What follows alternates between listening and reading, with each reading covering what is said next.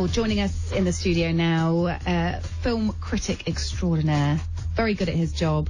What a wonderful job it is too. Van Connor, welcome. It has its days, Kate. I'm not going to lie. Some days are terrible, but some days are fun. This is great, though, isn't it? Because you get to look forward to what's happening in 2020. You have eyes on things that we can't see, Van. I wish I could predict the future. It's not a crystal ball. Sometimes, the shockers, the surprises, they do come out of nowhere for you. But I think I've got a handle on some of the biggies for you, Scott. Yeah, so let's steer into these then. I think I'm just going to go straight in and ask for the film you're most excited about next year. Okay, I'm a late 80s, early 90s boy through and through. So there's two movies for me, like me personally, the little 12-year-old boy that lives within inside me, that I'm looking forward to more than anything. The first, of course, January 17th this next year. It's a sequel I've been looking forward to for so long, and it's Bad Boys for Life. It is Bad Boys 3, baby. Will Smith's back, Martin Lawrence is back, Joe Pantoliano's back as Captain Howard. We've got a new cast of young cops that they have to work with, and one of them is Vanessa Hudgens, which I didn't quite expect. And I think the plot this time around concerns, yet again, Martin Lawrence wants to retire, Will Smith wants to carry on being a badass like he does, because everybody wants to be like Mike. And the idea this time is, I think Will Smith's Mike gets tasked to work with a younger team called Ammo. The previous team they worked with was called TNT, so I don't know who's naming these teams. Someone's having a lot of fun with that, aren't they? Someone's loving the abbreviations, and the idea is that he becomes the target of some sort of cartel lord. Ooh. So it's Martin Lawrence has to protect Will Smith this time. I've got a clip for you of just all this mayhem kicking off. Mike, I'm putting you on a new team. You're working with Ammo now. Cap, Ammo is a high school musical boy band with guns. You look great, Grandpa. So you're that guy. There's always one. Right up till there's not. That's what I like, teamwork. I'm the definition of half man, half drugs. That's the club. Bad boy, that's the club. Marcus, somebody's trying to kill me. Who wants to kill you? I don't trust a person that don't want to kill him. Hell, put my name up there. Thanks a lot. We got it, Marcus. We appreciate it. Well, that sounds interesting. Does it get dark because they sort of prey on him, or does it still have that kind of... It's a Bad Boys movie, so I mean, this trailer's really not holding back with the gung-ho thrills, the fun, the banter that we've come to expect from these two characters. I mean, it's a bit of chemistry you have to love. They've always worked well together. I'm a little bit dismayed that Will Smith still looks the same age he did in 1995, but Martin Lawrence now just looks like someone's uncle. But, he's not hit the gym for this one. But, I'm looking forward to it. I expect really good things. So, unlike some sequels, Part 2, Part 3, this one is going to live up to expectation. That's the hope, because apparently we are getting a fourth one off the back. They keep saying in the trailer, one last, right? Like, dude, we know there's a fourth one in and the is works. Will Smith, Martin Lawrence signed up for both 3 and 4? I think 3 and 4 were done as one package. Like the agreement is for one package, so the fourth one is coming. So I don't think it's going to be Bad Boys for Death or anything like that, but or Bad Boys for Even Longer Life. I'm not sure, but it is coming. So that's Bad Boys for Life, out January 17th. So not long to wait for that one. Another one, and it continues our theme, doesn't it? Of remakes stroke Part 2, Part 3. But this one's been a long time coming. It has. Of course, it's Top Gun Maverick. It's the return of Tom Cruise to the role that made him a star. Like, this is the one. Like, no one cares about risky business at the side of Top Gun. Top Gun made Tom Cruise. Cocktails out. Yeah. It's Top Gun. He's back. He's got that loving feeling once more. Maverick's back in the cockpit. We've got a couple of returning players. We've got some legacy players as well. So newcomers this time around include John Hamm, include Ed Harris, include Jennifer Connelly as a potential love interest. Miles Teller joins the cast as the son of Goose, imaginatively named Rooster. And they put a lot of thought into that, as you can imagine. And there's rumours that Meg Ryan may come back for a cameo in this. So is Goose back as well as his son? Well, this is the Goose. I'm not sure if he's going to be back in Flashback or anything like that, but I can tell you what one returning player that I'm very excited about. I don't know how they're going to do this because the guy looks nothing like he did, but Val Kilmer is returning as Iceman. You could be my wingman anytime. I've got a clip for you, just setting up the badassery to come. Your reputation precedes you. I have to admit, I wasn't expecting an invitation back. They're called orders, Maverick.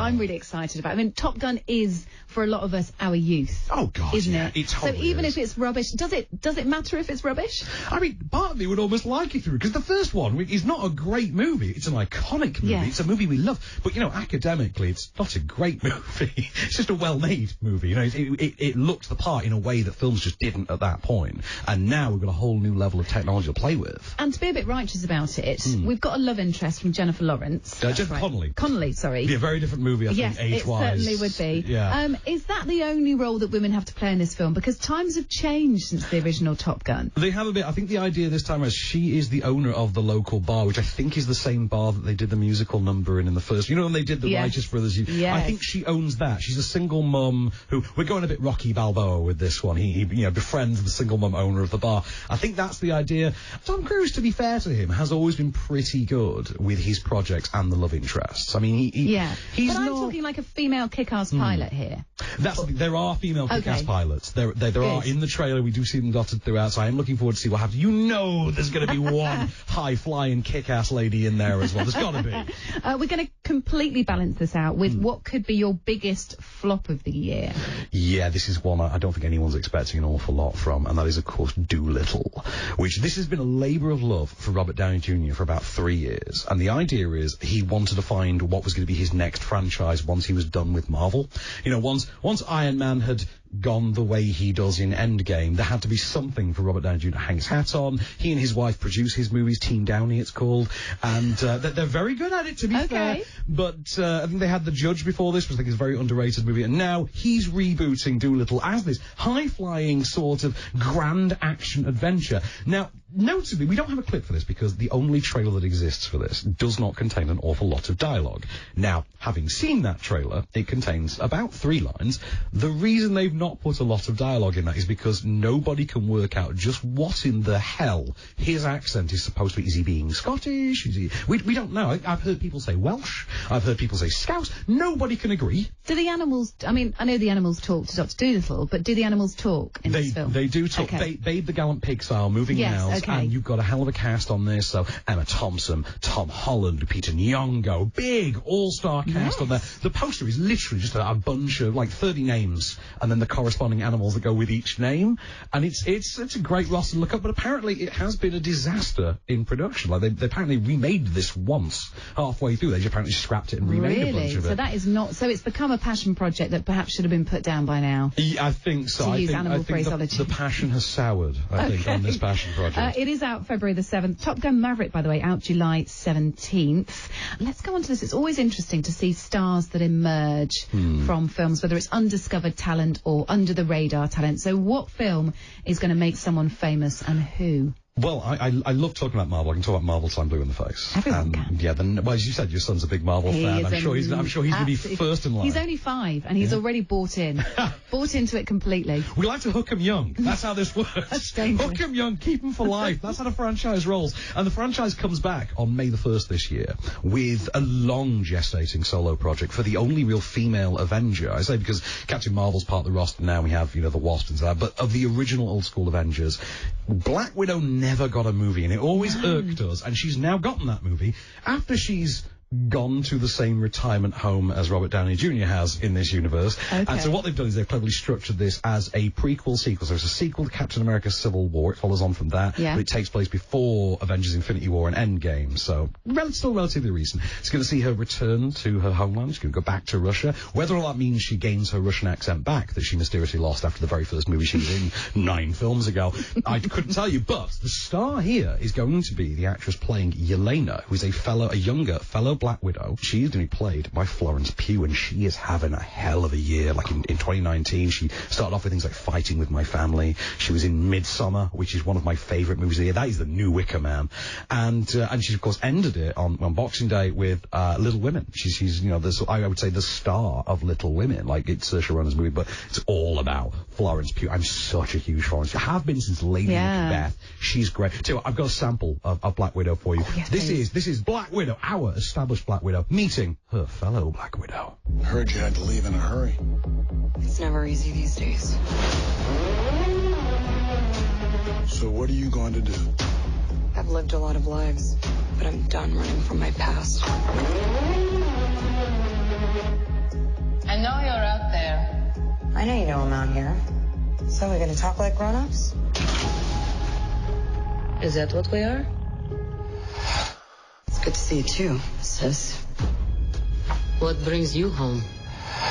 So who plays the other Black Widow? So Black Widow is obviously Scarlett Johansson. That's Natasha Romanoff. Okay. But she's gone to that very specific retirement home now. So there is somewhat of a question mark over quite what's going to happen with the Black Widow role in the movies. And these titles do get passed down. We've got a new Captain America to come. We've got a new Iron Man to come. We've got all these new things to come. So why not have a new Black Widow as well? We shall see. Lots of sequels, as we've mentioned, and part 2, part 3, etc. So which ones, other than what we've mentioned so far, what else do we have to look forward to on that front? Well, I think we can go from a part 2 or part 3 to a part 9, which we never get. So on May 22nd this year, and we're going to get the trailer for this any day over Christmas. So there's been 8 Fast and Furiouses already. Technically speaking, there's been 9, because we had Hobbs and Shaw as well, which was the spin-off that was just Dwayne Johnson and Jason Statham, which is one of my favourite movies of 2019. It is such a badass movie. It's so great. It's so ridiculous and dumb, but I loved it. And also, I saw it on my birthday. It was just a great day. So Fast and Furious 9, because there's obviously this feud within the Fast and Furious universe where Vin Diesel is not terribly happy that Dwayne Johnson came along and turned out to be a bigger star than him and has kind of taken his franchise away from him, literally having to give him his own spin-off to do it. So he has responded in kind by going and getting the only other person you could get to rival Dwayne Johnson, and that is John Cena. They have gone and gotten John Cena to be the newcomer to the Fast universe. We've got that to come. I think Kurt Russell's returning as well as Mr. Nobody. I'd imagine Scott Eastwood will be back as well. And of course, you've got the old school cast of Michelle Rodriguez. You've got Tyrese, Ludacris. It's going to be a hell of a ride.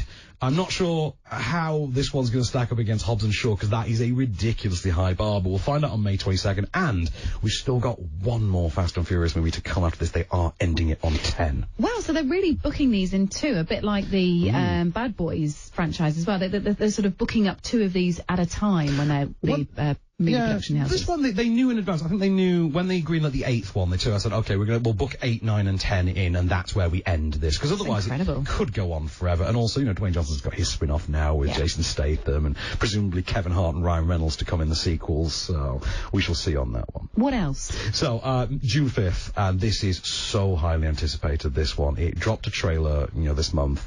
It turned out to just be a ridiculously cool trailer. I'll tell you what, it's Wonder Woman 1984. It is, it's going to take place. I think this is going to be 40 years on from the events of the first movie. She has to relatively stay incognito within this movie for purposes of plot. She can't be too public, but she is going to go and kick ass in the White House and in a shopping mall, and we noticeably in the trailer see her destroy security cameras and things, so presumably that's how the continuity lines up. The plot this time concerns DC Comics villain Maxwell Lord, who is generally associated with Batman and the Justice League. He's played by Pedro Pascal, who's currently the star of that Star Wars show, The Mandalorian. He's the guy under the helmet, or you might remember him as the Viper from Game of Thrones, literally the man who had his skull crushed. He's Maxwell Lord. He's up to something. We don't quite know what, but this clip may give you a snippet of a hint. Life is good, but it can be better. And why shouldn't it be? All you need is to want it.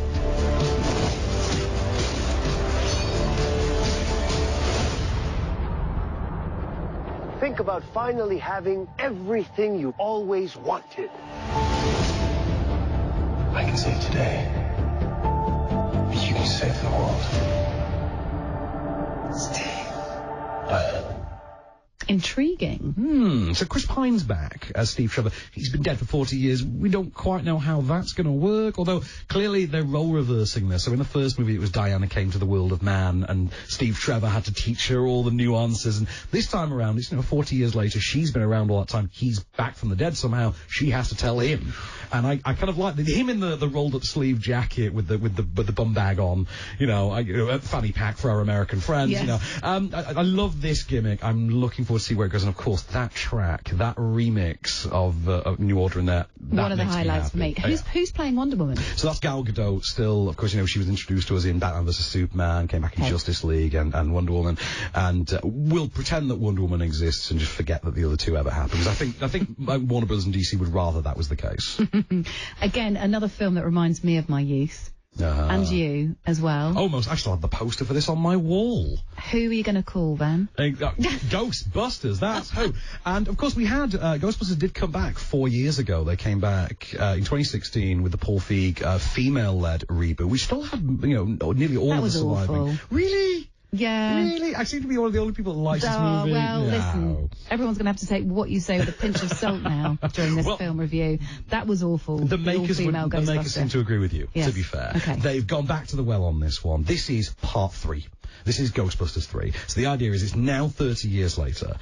We're not concerning ourselves with the original cast, although they are all in it. Nice. All the surviving members, Bill Murray included. Great. I don't know how much of a truckload of money you had to send round Bill Murray's house, but he is somehow in this. And the idea is we're appealing to that Stranger Things crowd now. We've got a crop of young kids. We've got brother, sister. He's Finn Wolfhard literally from Stranger Things. She is McKenna Grace from Captain Marvel and Gifted, the Chris Evans movie. Great young actress. They are kids whose single mum takes them to live in their granddad's house because they're destitute. Their granddad is a name you may know. His surname happens to be Spengler, and he's got a workshop below his house in which they find a bunch of tricks and toys that tie into mysterious otherworldly goings-on. I've got a clip for you of Paul Rudd, who I'm so glad to see has joined the Ghostbusters universe. Paul Rudd laying out this land for us. I found this in my living room. Whoa, killer replica. A replica of what? A ghost trap? There hasn't been a ghost sighting in 30 years. New York in the 80s? It's like The Walking Dead. Your dad never mentioned this to you? It's just my mom. My grandfather died. My mom says we're just here to pick through the rubble of his life. Wait a minute. Who are you? I'm looking forward to this. July 10th for this one. It's going to be a summer blast, this one. Ghostbusters Afterlife. Okay.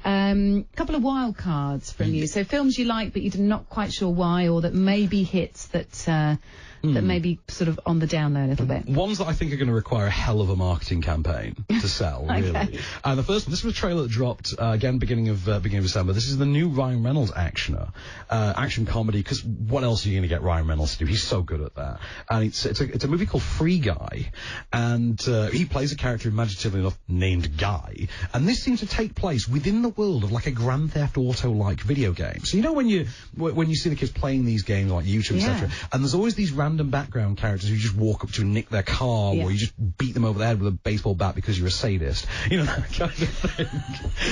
Ryan Reynolds just kill them somehow. Exactly. Ryan Reynolds plays one of these characters, and the idea is that he starts to gain sort of self-awareness and realise that within the game, he realises that he's a guy in a video game and starts to go, hang on, I can play this system. So I've got a clip for you, just kind of how madcap this gets. You ever think that there's got to be more? More than what? The stuff we do day after day. Being shot at? Run over? Taken hostage? Everybody down on the ground!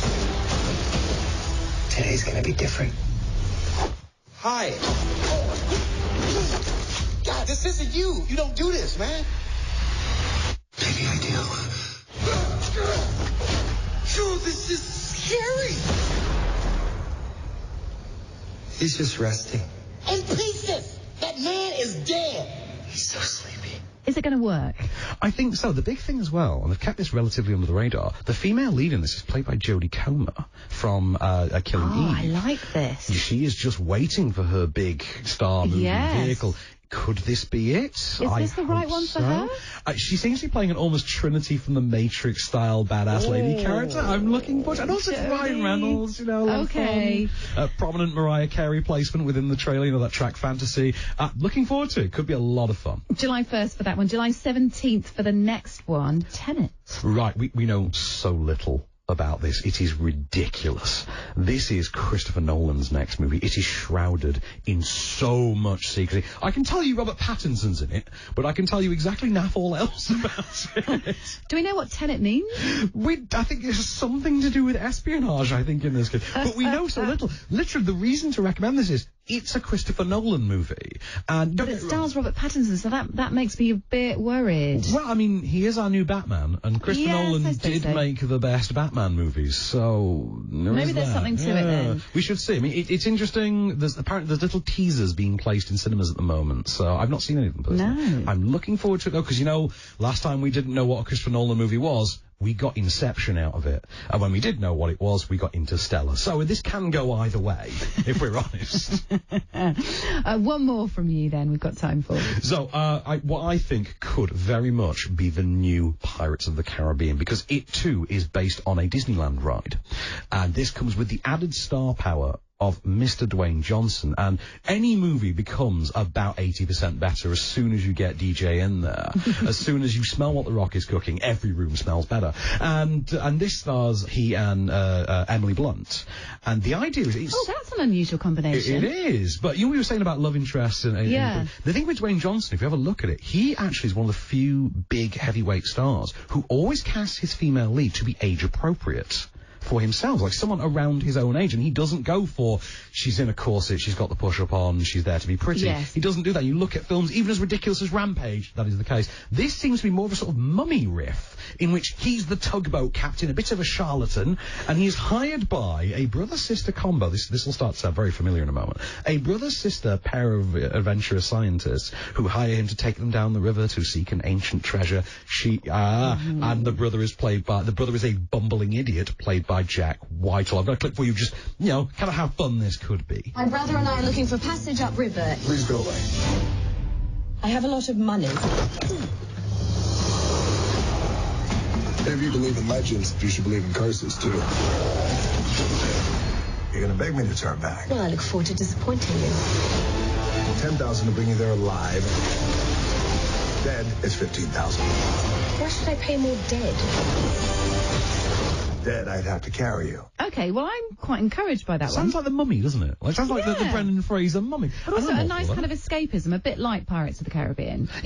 Took us places, right? You want something out there and a bit Indiana Jonesy, and darts coming out the trees and boulders coming down. That's the fun I want. So who's that film been made by? So that is that's Dwayne Johnson's production company have made this as well. So this is part of his $7 thing, because he's becoming a serious power now. This $7 label he has started is now funding things and producing things like, he produced his first proper movie this year with that was Fighting With My Family with Florence Pugh, because that was based on the wrestler Paige, and starred Florence Pugh as Paige, and that was based entirely on he caught a Channel 4 documentary while staying in a hotel in London making Fast and Furious 6, and decided that's a great idea for a movie, I'm making that. And so he's carrying this on. So he's bringing through some Brits like Jack Whitehall, who, have we seen him in a big movie before?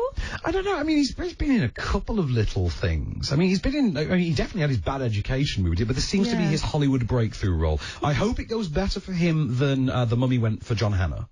If we're being honest. I would very much like that. Yeah. And I say that as someone who's not particularly a Jack Whitehall fan. I like better than anything else. It is curious casting, because he is a bit Marmite, I think. But I'm interested in this. I think so. I think this could be a lot of fun. We shall see.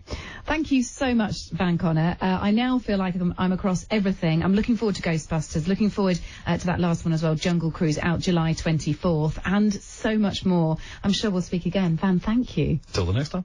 We are Talk Radio.